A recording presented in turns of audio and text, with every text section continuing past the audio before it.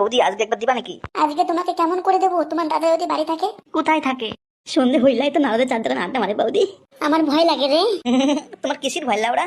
তোমার বান্টুটা খুব বড় আর সেই মোটা গো, তাই ভয় লাগে রে। আরে বৌদি কোনো চাপ নিও না, কিছু হবে না। বৌদি আমি আস্তে আস্তে করবো, তোমার ব্যথা লাগবে না। শালা কুত্তা, তোরটা কত বড় বান্টু, ঢুকালেই পরে পুরো গাটা শিরশির করে ওঠে। বৌদি বেশি বড় না, 7 ইঞ্চি, কিছুই হবে না বৌদি, তুমি কোনো চাপ নিও না। বাপ রে বাপ, 7 ইঞ্চি! আমি নিতে পারবো না, সহ্য করতে পারবো না। আরে বৌদি বাড়া কিছুই হবে না, তোমারে বললাম না আস্তে আস্তে ঢুকাবো, কোনো ব্যথা লাগবে না। পুরো 7 ইঞ্চি তোমার ভিতরে ঢুকাবো না, ঠিক আছে? অর্ধেক অর্ধেক করে ঢুকাবো। তোমার এত বড় বান্টু, আমার দেখে খুব ভয় লাগছে গো। আরে বৌদি তোমার এত ভয়ের কিছু নাই, আমি সর্ষের তেল না হলে ভেসলিন নিয়ে আসবো বাড়া, তাহলে হবে তো বৌদি? আচ্ছা ঠিক আছে বাড়া, তুমি কোথায় গিয়ে লাগাবে বলো? জায়গাটা কোথায় দেখাও। আরে বৌদি দাদা তো সন্ধ্যেবেলায় তোমার ঘরে থাকে না, তাহলে তোমার বাড়ি জায়গাটা করি নাকি?